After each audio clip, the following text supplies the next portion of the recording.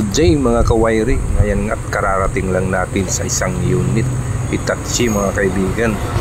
Ayan ang naging cause mga kaibigan, hindi na napapaandar, may nasunog.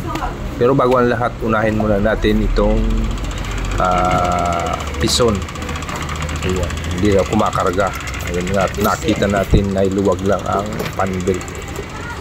At si partner na nga pinagagawa ko muna ng alternator.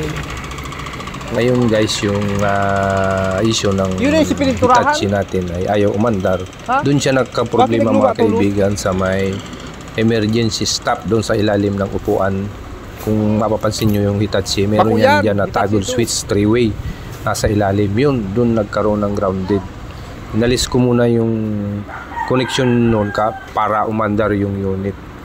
Kasi naandun yung emergency shut off niya, nagkaroon ng grounded. Meron siyang 3-way na diode, meron siyang directional diode. Yun ang nagka-problema, nag-short na yung diode niya. Yan yung kinalas-kalas na namin yung wiring na yan, dahil yung diode niya ay nasunog. Nalis ko muna yung diode, hindi ko muna pinadaan yung diode para umandar mga kaibigan. Nilas ko na muna yung mga sunog na wiring para umandar mga kaibigan. Pero bago ang lahat, pinatanggal ko kay partner yung mga fuse, kasi yung mga fuse ay lahat ay 35 amperes. In case na may grounded, yun na nga ang nangyari, kasi grounded hindi puputok. Ang puputok ay yung mga wiring. Kaya nag-advise tayo dun sa kasama natin, tanggalin yung mga relay, i-check ko lahat yung mga relay, kasi yan mga relay na yan ay merong diode sa loob, merong polarity ang mga relay na yan. Sabi okay partner, pati yung mga fuse palitan natin ng 15 amperes lang lahat, para in case mayroong grounded ay automatic magpuputok agad yung fuse. Yan, bawal na bawal dyan mga 30 amperes, 35 ganyan. Pinakamakanta 15, kahit masyadong mataas yung kuryente, 15 lang okay, para safety yung unit.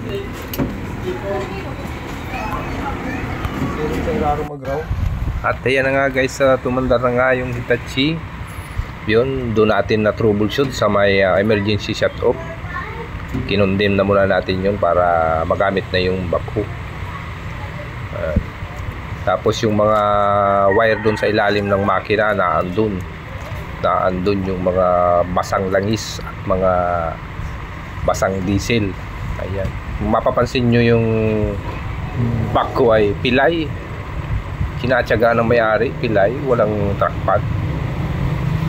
Ayan, alright, maraming salamat sa pagtutok at mabuhay po tayo lahat.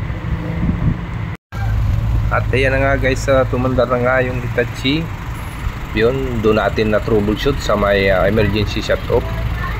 Kinondem na muna natin yun para magamit na yung backhook. Tapos yung mga wire doon sa ilalim ng makina naandun yung mga basang langis at mga basang diesel. Ayan, kung mapapansin nyo yung back ko ay pilay, kinatsaga ng may-ari, pilay, walang trackpad. Ayan, alright, maraming salamat sa pagtutok at mabuhay po tayo lahat.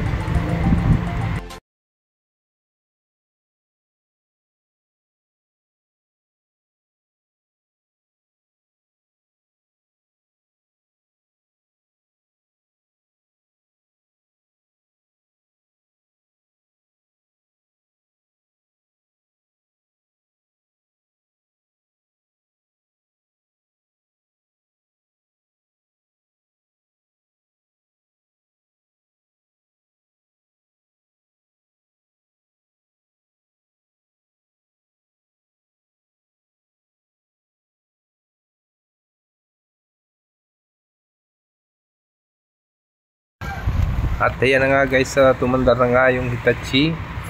Yun, doon natin na troubleshoot sa may emergency shut off. Kinondem na muna natin yun para magamit na yung backhook. Tapos yung mga wire doon sa ilalim ng makina naandun na andun yung mga basang langis at mga basang diesel. Ayan, mapapansin nyo yung back ko ay pilay, kinatsagaan ng may-ari, pilay, walang track pad.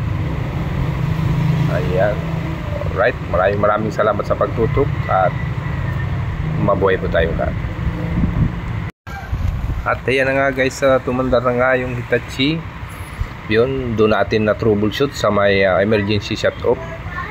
Kinondem na muna natin yun para magamit na yung backhoe. Tapos yung mga wire doon sa ilalim ng makina na andun yung mga basang langis at mga basang diesel. Ayan, mapapansin nyo yung backhoe ay pilay, kinatsagaan ng may-ari, pilay, walang track pad. Ayan, alright, maraming salamat sa pagtutok at mabuhay po tayo lahat.